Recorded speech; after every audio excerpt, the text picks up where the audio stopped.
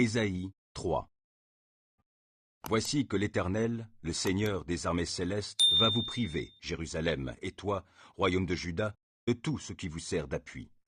Il vous enlèvera toutes vos réserves de pain et toutes vos réserves d'eau, les hommes forts et les guerriers, les juges, les prophètes, les devins et les dirigeants, les capitaines et les dignitaires, les conseillers, les artisans habiles, les spécialistes de magie, et je vous donnerai des enfants comme chefs et des gamins qui régneront sur vous.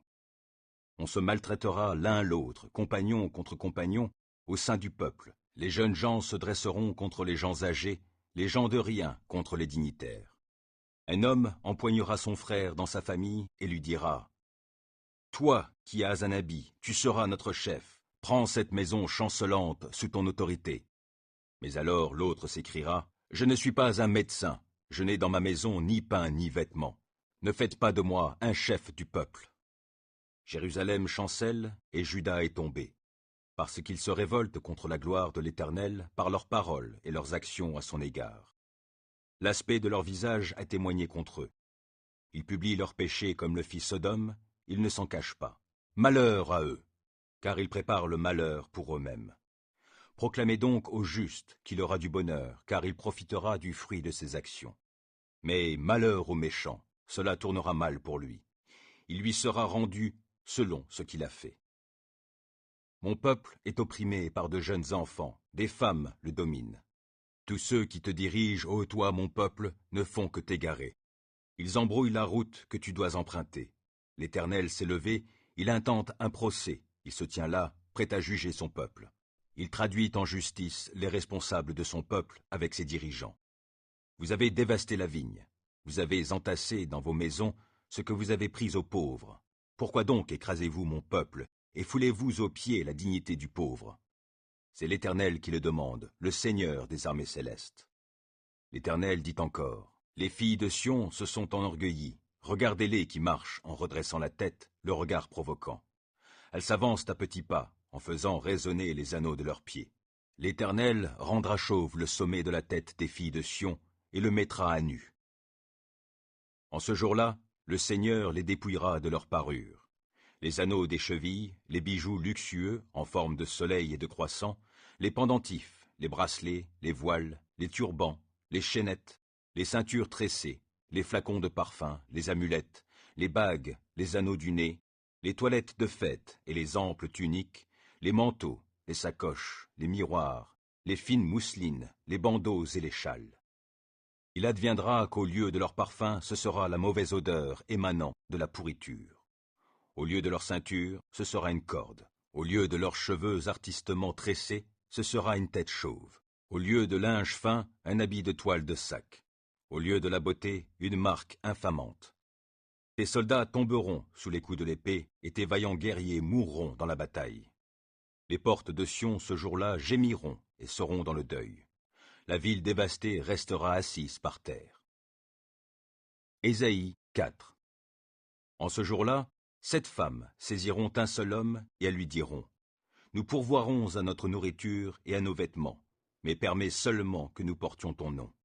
Mets fin à notre déshonneur. » En ce jour-là, ce que fera germer l'Éternel sera splendide et glorieux, et le fruit du pays sera un magnifique sujet de fierté pour les survivants d'Israël. Alors ceux qui subsisteront, ceux qui resteront à Sion seront appelés saints, tous ceux qui, à Jérusalem, seront inscrits afin d'avoir la vie. Quand l'Éternel aura lavé la souillure des filles de Sion et purifié Jérusalem du sang qu'on y a répandu, par le souffle du jugement, par le souffle de l'incendie, l'Éternel va créer sur toute l'étendue du mont Sion et sur tous ceux qui s'y assembleront une nuée le jour et la nuit la fumée et l'éclat de flammes de feu. Et au-dessus de toute chose, sa gloire sera comme un dais, et comme une cabane donnant de l'ombre pendant le jour pour protéger de la chaleur, et servant de refuge, d'abri contre l'orage, contre la pluie. Ésaïe 5. Je veux chanter pour mon ami, la chanson de mon bien-aimé au sujet de sa vigne. Mon ami avait une vigne sur un coteau fertile. Il encercla le sol, en enleva les pierres, et il y mit des plants de choix. Il bâtit une tour de gué au milieu de la vigne, et il y creusa un pressoir. Il attendait donc de sa vigne de beaux raisins, mais elle n'a produit que des raisins infects. Maintenant donc, habitants de Jérusalem, gens de Juda, soyez les juges entre moi et ma vigne. Qu'y avait-il encore à faire pour ma vigne que je n'aurais pas fait? Pourquoi, alors que j'attendais de bons raisins, n'a-t-elle produit que des fruits infects? Maintenant donc, je vous ferai savoir ce que je vais faire à ma vigne. J'arracherai sa haie pour qu'elle soit broutée. Je ferai une brèche dans sa clôture pour que les passants la piétinent. J'en ferai une friche. Nul ne la taillera, nul ne la sarclera. Les ronces, les épines y croîtront librement, et j'interdirai aux nuages de répandre leur pluie sur elle. Or, c'est le peuple d'Israël qui est la vigne de l'Éternel, du Seigneur des armées célestes. Le plan qui faisait ses délices, ce sont les habitants du pays de Juda. Il attendait d'eux la droiture, et ce n'est qu'injustice.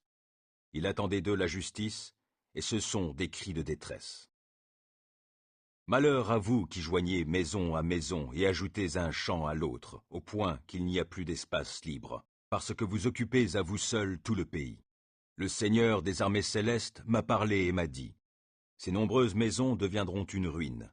Ces maisons grandes et superbes seront inhabitées, car 10 arpents de vigne ne produiront qu'un tonnelet de vin, et 10 mesures de semences n'en donneront qu'une de blé.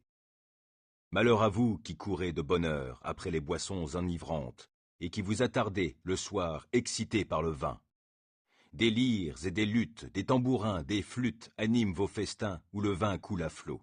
Mais vous n'avez pas un regard pour ce que l'Éternel a fait, et vous ne voyez pas l'œuvre qu'il accomplit. Voilà pourquoi mon peuple s'en ira en exil, car il n'a rien voulu savoir. Ces notables mourront de faim et la population de soif. C'est pourquoi le séjour des morts fera gonfler sa gorge et, démesurément, élargira sa bouche. Les dignitaires de la ville et sa foule bruyante y descendront ensemble, et leur joyeux tumulte s'en ira avec eux. C'est pourquoi tous les hommes devront courber le dos, ils seront humiliés, et tous les orgueilleux devront baisser les yeux. Le Seigneur des armées célestes montrera sa grandeur en instaurant le droit. Le Dieu saint manifestera sa sainteté par la justice.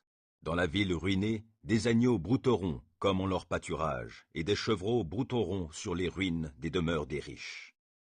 Malheur à vous qui traînez le péché derrière vous avec les cordes du mensonge, et qui tirez la faute comme les traits d'un attelage. Oui, vous qui dites, que Dieu se presse donc d'accomplir son ouvrage pour que nous le voyions, et qu'elle arrive la réalisation des projets du Saint d'Israël afin que nous les connaissions. Malheur à vous qui nommez le mal bien et le bien mal. Vous qui changez les ténèbres en lumière, la lumière en ténèbres. Vous qui changez l'amertume en douceur et la douceur en amertume. Malheur à vous qui vous prenez pour sages et vous croyez intelligents. Malheur à vous qui êtes des héros quand il s'agit de consommer du vin et des champions pour vous gorger d'alcool, qui, pour un pot de vin, acquittez le coupable et qui privez le juste du droit qui lui est dû. Voilà pourquoi vous serez consumés comme un fétu de paille dévoré par la flamme, et comme une herbe sèche engloutie par le feu. Oui, vos racines pourriront,